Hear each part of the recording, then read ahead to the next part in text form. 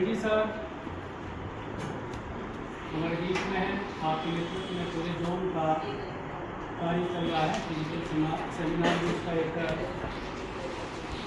रूप है। आप सभी टाइम से आ रहे हैं और सभी चीज़ें आप नोट भी कर रहे हैं। लास्ट डे में सारी चीज़ें आपकी कैद होंगी। आज सर वॉइस फंड संबंधी आपको बताएंगे कैसे हमने मेंटेन करना है। अधिकतर बच्चों के साथ है, अधिकतर टीचर्स से वॉइस फंड कितने लोगों का कौन मेंटेन कर रहा है कोई यहाँ पे?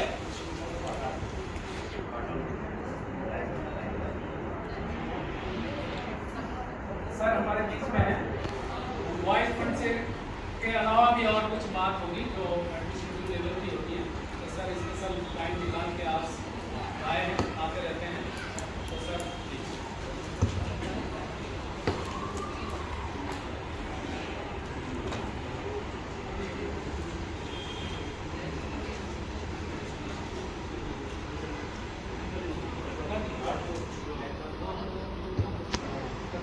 सभी को नमस्कार। बेसिकली इसमें कितने टीचर्स ऐसे हैं जिनका प्रोबेशन पीरियड क्लियर नहीं हुआ? काफ़ी लोग हैं। देखिए, जब भी आप किसी भी ऑर्गेनाइजेशन में ज्वाइन करते हैं और मैंने ये देखा है कि आपके प्रिंसिपल्स या आपके सीनियर टीचर्स भी आपको ढंग से गाइड नहीं कर पाते।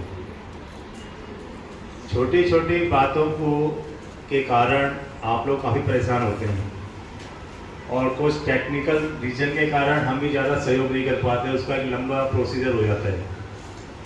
तो सबसे पहले तो जिन्होंने अभी रिसेंटली ज्वाइन किया है और जिनका प्रोबेशन पीरियड क्लियर नहीं हुआ है, जिनका प्रोबेशन पीरियड क्लियर हो गया है, उनको तो पता है कि आपको जब भी ज्वाइन करते हैं किसी भी ऑर्गेनाइजेशन में तो आपका 10th क्लास का, 12th क्लास का और आपका जो JBT, ET जो भी आपका होता है वो आपको वेरीफाई कराना होता है, वेरिफिकेशन।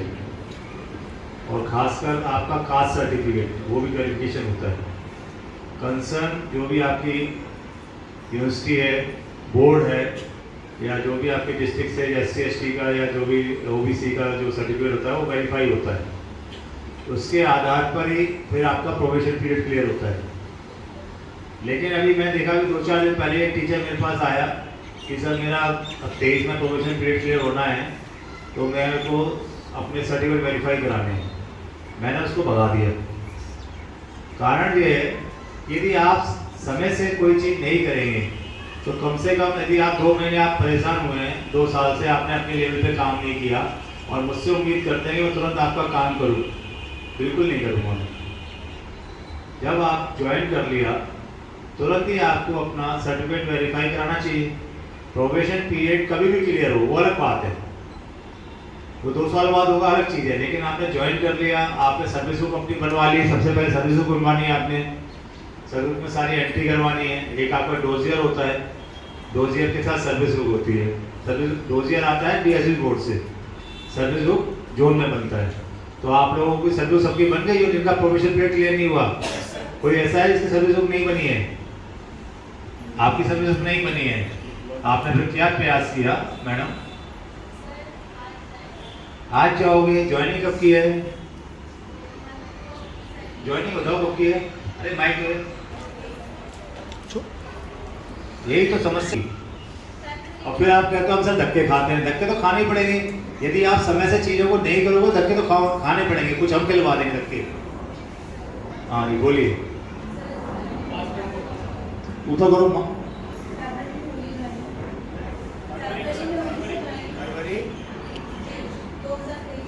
फरवरी 2023। तो अब तो 4-5 महीने हो गए आपके। आपकी कब की है? 2019 की? 2023 की। तो आपने सर्विस बुक बनाइए और कोई समस्या आती है तो DDO साहब है आपके सामने हैं, आप इनकी हेल्प लीजिए। ठीक है, बैठ जाइए, अपनी सर्विस बुक बनवा लीजिए। और कोई समस्या आती है DDO साहब बैठे हैं, DDO साहब नहीं तो मेरे पास आइए। कोई क्लर्क आपको तंग कर रहा है तो ठीक है, सबसे पहले आपको सर्विस बुक बनवानी है। ठीक है, साथ ही साथ आपको अपना क्या नाम है, सर्टिफिकेट वेरीफाई कराने हैं। सर्टिफिकेट वेरिफिकेशन सबने भेज दिए कागज, जिनका क्यों नहीं भेजे भाई? देखिए ऐसा कुछ नहीं है, पुलिस वेरिफिकेशन अलग चीज़ है। मेडिकल, अब तो आपको मेडिकल होने के बाद ही आपको ज्वाइन कराया गया है। बीच में तो ये हो गया था कि पुलिस वेरिफिकेशन होगा उसके बाद ज्वाइन कराएंगे, ठीक है। तो लेकिन मेडिकल आपका हो गया, पुलिस वेरिफिकेशन हमने कराना था, हमने भेज दिया, आपकी अप्लाई हो गया। दिल्ली वालों का ऑनलाइन हुआ होगा, ठीक है। और जो बाहर वाले हैं उनका बाई पोस्ट हमने भेजा है सभी का।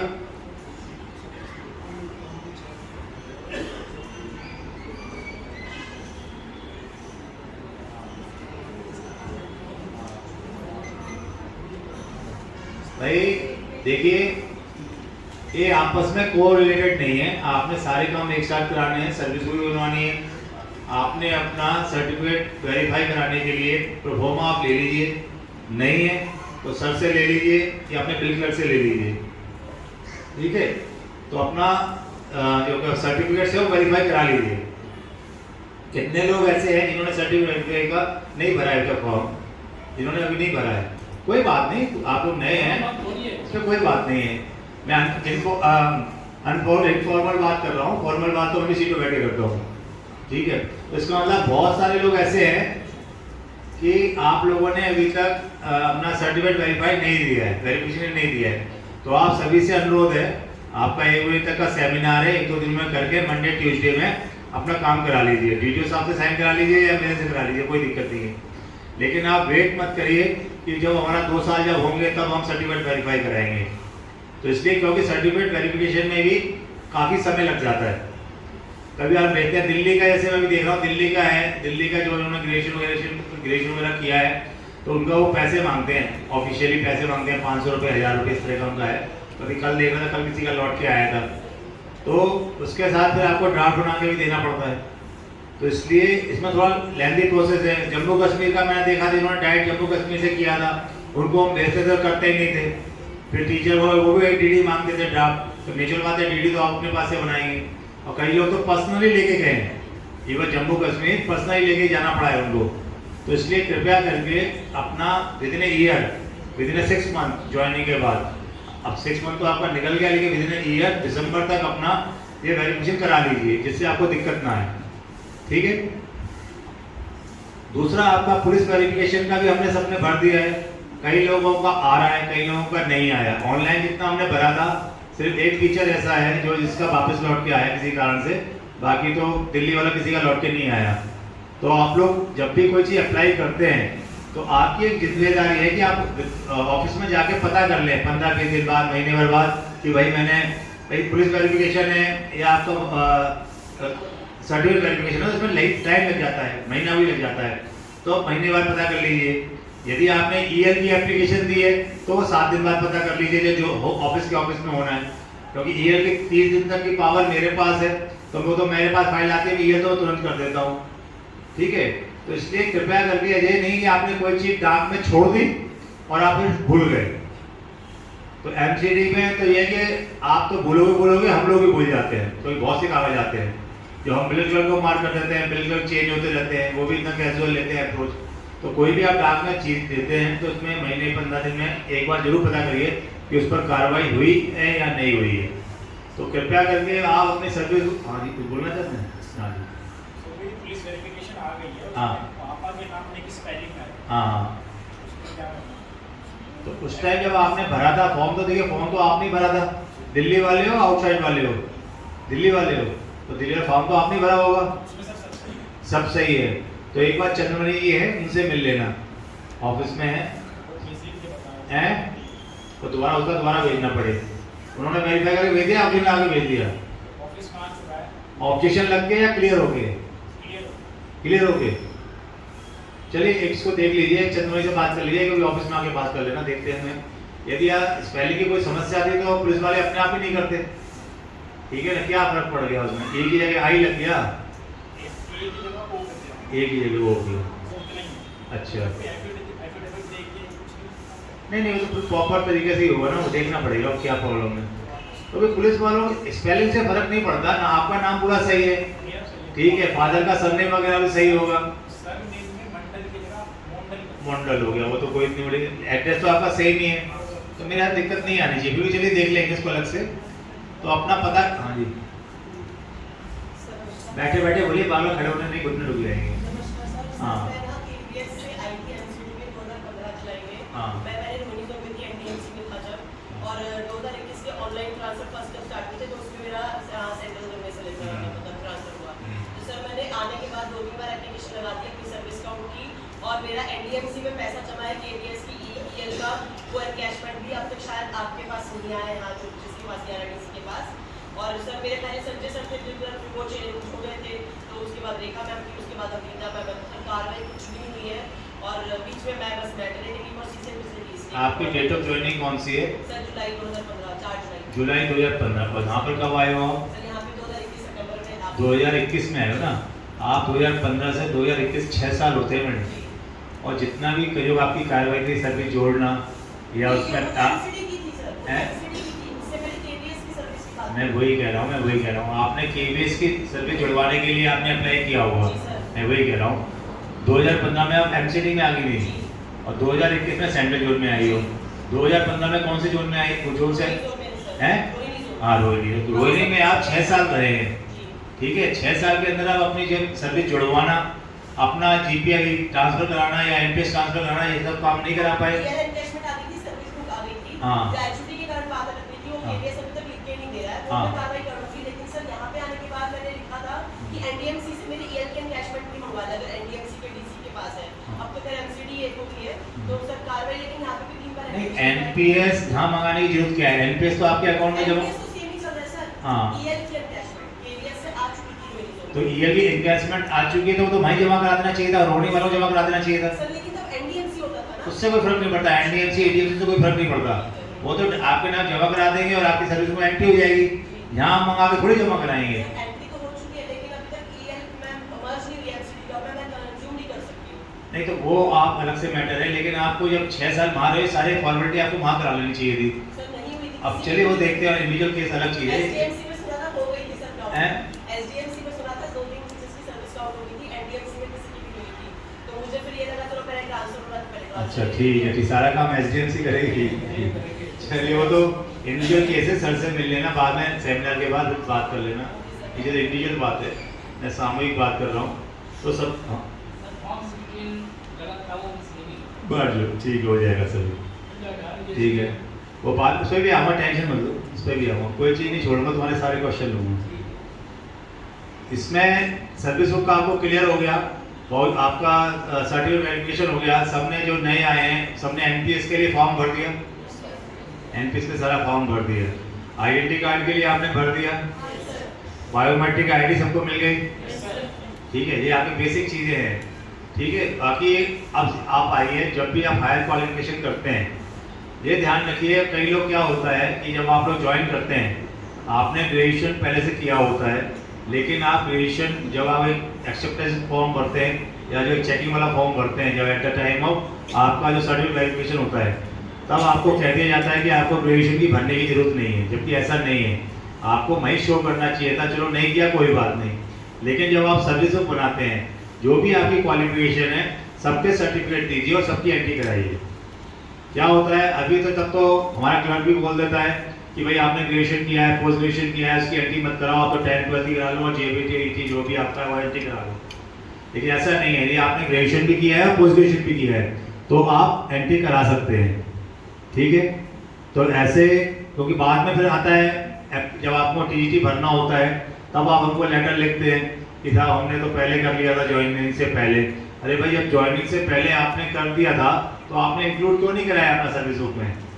तो ये ध्यान रखिए, इसमें से कोई ऐसा है जिसने ग्रेजुएशन कर रखा है, पोस्ट ग्रेजुएशन कर रखा है और अपनी सर्विस बुक में एंट्री नहीं कराई है, ऐसा क्यों? कौन सी मैम? कमला मैम? नहीं, इनसे कहिए हमारी कराए, ठीक है। हैं? हाँ, नहीं, जरूरत नहीं है, जरूरत तो इसलिए नहीं है ना, अभी आपकी करेंगे नहीं, बाद में यही लोग तुम्हें तंग करेंगे, ठीक है। तो इसलिए सभी लोग ध्यान रखिए, आप ही नहीं, जितने भी आपके आसपास के जितने, जो चीज़ हम आपको बता रहे हैं, आपके साथ के जितने लोगों ने ज्वाइन किया, यहाँ 80-90 लोग हैं ज्वाइन, तो हमारे 300-400 लोगों ने किया हुआ पिछले 1 साल के अंदर, ठीक है, तो अपने दोस्तों यार को भी आप बता सकते हैं कि भाई जो भी आपने क्वालिफिकेशन की हुई है, ठीक है, 10-12 का तो आपका होता है, जेबीटी का भी होता है, जो जेबीटी ईटी जो भी आपकी होती है, ठीक है, बाद में यदि ग्रेजुएशन भी किया है तो ग्रेजुएशन भी आप लिखवा दीजिए, और पोस्ट ग्रेजुएशन तो पोस्ट ग्रेजुएशन लिखवा दीजिए, यदि किसी ने बीएड भी किया है तो बीएड भी लिखवा दीजिए। हाँ जी सर, एक मेरा नहीं बहुत सारे लोगों का सवाल है। कई लोगों ने डीएड और ग्रेजुएशन एक साथ ही बीए, मतलब डीएड डिप्लोमा हाँ और ग्रेजुएशन हाँ। ओपन से कॉरेस्पॉन्डेंस से एक साथ में लिखते हैं और वैलिड होगा। यार इसको थोड़ा टेक्निकल देखना पड़ेगा, क्योंकि पहले तो वैलिड नहीं था, एक ही ईयर में आप नहीं कर सकते। अभी मोदी साहब जब से आए उन्होंने कुछ शायद कुछ किया है कि कोई कॉरेस्पॉन्डेंस, लेकिन वो कब से किया है? 22 से, अप्रैल 2022 से। हाँ वो आया, अभी मैं पढ़ा था। हाँ हाँ हाँ हाँ, वो तो दो अभी है ना, वैसा दो कुछ डिग्री की थी, तो डिप्लोमा हमें शेयर डीएड कर की नहीं दिए। थी। हाँ तो सर को शेयर कर दिए, सर अपना इस- पढ़ देख इस लेंगे वाले की उसको। नहीं है, इसमें लेकिन साफ वहाँ तो मिला। 2022 से पहले का केस होगा ना भाई। 2000 ये तो जो रूल्स आए ना 2022 से आए भाई, तो आपका 2022 से पहले का है, तो आप कैसे शो करेंगे एक ही टाइम में, तो कैसे कर सकते हैं? वो एक टेक्निकल मैटर है, उसको देखना पड़ेगा, इसको मैं इतनी इजीली नहीं बोल पाऊंगा आपको, ठीक है ना। ये है, तो इसलिए जो नियम से अनुसार जो किया हुआ है अपनी एंट्री करा लीजिए। 10वीं 12वीं तो आपको हो जेबीटी होता है, जैसे ग्रेजुएशन कर रखा है, पोस्ट ग्रेजुएशन कर रखा है, बीएड कर रखा है, तो अपनी एंट्री अपने यार दोस्त जो भी जितने भी आपके आसपास के आपके साथ के लोग हैं उनको बता दीजिए, और कोई समस्या आती है तो डीटीओ साहब से मिले, नहीं होता नहीं है तो मेरे से मिल लें, भाई कोई दिक्कत नहीं है, ठीक है। बाकी मैं उनको ही बोल दूँगा क्लर्क को भी कि भाई इनकी एंट्री कर दिया करो सर्विस बुक, क्योंकि एक्चुअली क्या सर्विस बुक आपसे साइन कराते हैं। मेरे पास तो एक भी सर्विस बुक नहीं आई, तो आप भी ध्यान रख लीजिए कि इनसे टीचर से पूछ लीजिए कि इन्होंने ग्रेजुएशन किया है नहीं किया, पोस्ट ग्रेजुएशन किया है नहीं किया, ठीक है, या बीएड किया, तो भाई उनकी एंट्री आज ही कर दो, बाद में दिक्कत ना है। इवन मेडिकल की भी एंट्री होनी चाहिए, और इनका क्या नाम है सर्टिफिकेट वेरिफिकेशन का भी एंट्री होनी चाहिए, और पुलिस वेरिफिकेशन की होनी चाहिए, क्योंकि जनरली क्या होता है ये खाली छोड़ देते हैं क्लर्क लोग, बाद में फिर 10 साल बाद 15 साल बाद जब आपका प्रमोशन होता है और उस टाइम फिर वो कागज मिलता नहीं है, तो बहुत समस्या आती है। हाँ उनकी भी दिक्कत, हाँ वो इनकी जी। हाँ जी कुछ बोल लो, माइक यार माइक दो। आपका क्वेश्चन सबको समझ में आए, मेरा आंसर सबको समझ में आए, एक क्वेश्चन से सब लोग सेटिस्फाई हो जाएंगे। तो देखो आवाज क्यों नहीं आ रही इस माइक में? सर जैसे कि पोस्ट ग्रेजुएशन किसी ने कर रखी थी, लेकिन मार्किंग आती है और आगे रेंज नहीं आ रही होगी। डिग्री नहीं आई है, जैसे डिग्री बन के आती है ना बाद में, तो सर उसका सर्विस बुक में एंट्री हो जाएगी मार्कशीट के बेसिस पर प्रोवाइड करके। मार्कशीट के बेस पे जनरली नहीं होती है, जब डिग्री आ जाती है डिग्री के बाद ही होगी, ठीक है। डिग्री तो मैंने 2019 में डिप्लोमा मेरा कंप्लीट हुआ, तो 2019 में मैंने यूनिवर्सिटी बीए का फर्स्ट ईयर कंप्लीट कर लिया, तो बीच में जो 2022 में मैंने छोड़ दिया था, तो अभी इस सेशन से मैंने स्टार्ट किया है सेकंड ईयर, तो क्या मान्य रहेगी या नहीं? देखो ये इंडिविजुअल बात ना, फाइल रखोगे चीज़ को देख के करेंगे, बैठ जाइए। एक जनरल बात मैं कर रहा हूँ, इंडिविजुअल बात अगर समस्या है तो आप आगे सर से बात करिए, मेरे से बात करिए। हाँ देखिए कोई भी, अब मैं इस पे आ रहा हूँ, पहले आपने ज्वाइन करने से पहले कोई डिग्री कर ली है तो आपकी तुरंत जब सर्विस बुक बनती है तभी एंट्री हो जाएगी और आपके सर्टिफिकेट लग जाएंगे, ठीक है। और आपका 10th 12th का तो 10th 12th आपकी कास्ट सर्टिफिकेट जेबीटी ये तो आपका हम वेरिफिकेशन कराते हैं। अभी मैंने देखा टीजीटी में यदि आपने बीएड किया है तो बीएड के लिए भी कह रहे हैं पुलिस वेरिफिकेशन कराओ, ठीक है। तो अब आप ये भी ध्यान रखिए साथ में, यदि आपने सर्विस को बनाते समय यदि आपने ग्रेजुएशन पोस्ट ग्रेजुएशन कर रखा है तो उसका भी आप वेरिफिकेशन करा लीजिए, ठीक है। क्योंकि अभी मेरे एक केस आया था कि उन्होंने कहा सर बीएड के लिए कह रहे हैं तुमने बीएड किया है तो इसका वो वेरिफिकेशन कहाँ है, क्योंकि इसका एडवांटेज आप ले रहे हो। तो वो जैसे 10th 12th फर्जी हो सकता है तो ये भी फर्जी हो सकता है, तो इसका प्रूफ तो आपके यूनिवर्सिटी से ही जो वेरीफाई होगा तभी से वो पता लगेगा। तो खासकर आप उससे हम भी बोल रहे करते यदि आप एंट्री करा रहे हो तो अपना ग्रेजुएशन का पोस्ट ग्रेजुएशन का बीएड का तो अगर होगा बीएड का साथ में वो भी आप वेरीफाई करा लीजिए, अपने डॉक्यूमेंट वेरीफाई करा लीजिए, ठीक है। क्योंकि वो प्रोविजन पीरियड में जरूरत नहीं है हमारे को, लेकिन कल आपके यदि प्रमोशन होगा या आप जाओगे आगे कहीं जाओगे तो मांग सकते हैं कि भाई अपना वेरिफिकेशन हुआ है नहीं हुआ, ठीक है। अच्छा, दूसरी बात मैं ये कह रहा हूँ, कोई भी डिग्री यदि आपने ज्वाइन करने से पहले कर ली है, सर्विस में एंट्री हो जाएगी। यदि कोई भी एंट्रेंस एग्ज़ाम, कोई भी एग्ज़ाम यदि आपने ज्वाइन करने के बाद देते हैं तो उसकी एनओसी डिपार्टमेंट से परमिशन लेनी आवश्यक है। कई लोग क्या करते हैं, बीएड कर लेते हैं। पहली बात, कोई भी entrance exam, even entrance exam भी यदि आप बीएड का देते हैं तो उसकी भी आपको परमिशन विभाग से लेनी पड़ेगी। पहले सिर्फ एंट्रेंस एग्ज़ाम की परमिशन आप लोगे, फिर आप लिखोगे दूसरी एप्लीकेशन, ये एंट्रेंस एग्ज़ाम मैंने दिया था विभाग की अनुमति से, अब मेरा इसका क्वालिफाई हो गया है, अब मैं बीएड में एडमिशन लेना चाहता हूँ इस सेशन में, इस यूनिवर्सिटी से, तो मुझे अनुमति दे दीजिए। तो दो तरह की अनुमति होगी, एक एंट्रेंस एग्ज़ाम की अलग होती है और एक आपकी रेगुलर जो आप एग्जाम वो करेंगे, डिग्री करेंगे, जो बीएड करेंगे 2 साल की, तो उसकी अलग से अनुमति होगी। आप ये नहीं कह सकते कि हमने एंट्रेंस एग्जाम की अनुमति ले ली थी तो इसलिए हमने उसकी अनुमति नहीं ली। उसमें क्लियर कट लिखा जाएगा अलाउ ओनली एंट्रेंस एग्जाम, क्योंकि एंट्रेंस एग्जाम की परमिशन मैं अपने लेवल पे दे सकता हूँ, लेकिन आपको कोई डिग्री करनी है उसके लिए डीसी एडिशन कमीशन तक फाइल जाएगी। पहले क्या डीसी तक जाती थी, लेकिन अब वो एक लेटर है हमारा सी, आप लोग अब बी कैटेगरी में आते हैं, हम लोग ए कैटेगरी में हैं, टीचर्स बी कैटेगरी में हैं और सी कैटेगरी में अब क्लर्क्स वगैरह आते हैं। पहले टीचर्स सी कैटेगरी में आते थे तो डीसी के पास पावर थी, लेकिन अब जब से आप बी कैटेगरी में आ गए हैं उसके बाद एडिशनल कमिश्नर के बाद जो हमारा आदेश है, स्टैंडिंग ऑर्डर है जो आज की डेट में, उसमें बी कैटेगरी का एडिशनल कमिश्नर है, तो इसलिए एडिशनल कमिश्नर तक पाई जाएगी। सिर्फ एंट्रेंस एग्जाम की बात है, एंट्रेंस एग्जाम सिर्फ आपका बीएड वगैरह का, और यदि कोई आप फर्दर किसी जॉब के लिए अप्लाई करते हैं, ठीक है, उसके लिए आपको जो भी आपका एडवर्टाइजमेंट है वो किस पोस्ट पर आप जाना चाहते हैं उसकी एप्लीकेशन देंगे, उसकी भी एप्लीकेशन जाएगी, वो एडिशनल कमिश्नर से होगी। तो ये आप ध्यान रखिए, किसी भी तरह का एग्जाम यदि आप देते हैं तो विभागीय अनुमति जरूर ले लें, नहीं तो आप धक्के खाते रहोगे। कोई छोटी सी चीज़ें होती हैं जो समय पर यदि आप करेंगे तो कोई दिक्कत नहीं है, ठीक है। और कई बार क्या होता है कि कोई बीए कर रहा है, ज्वाइन करने से पहले उसने फर्स्ट ईयर और सेकेंड ईयर कर लिया है, लेकिन ज्वाइन करने के बाद उसको थर्ड ईयर करना है, ठीक है। उसमें आप एप्लीकेशन लिखेंगे कि मेरा नाम ये है, मेरा स्कूल ये है, मेरी डेट ऑफ ज्वाइनिंग ये है, डेट ऑफ ज्वाइनिंग जरूर लिखनी है।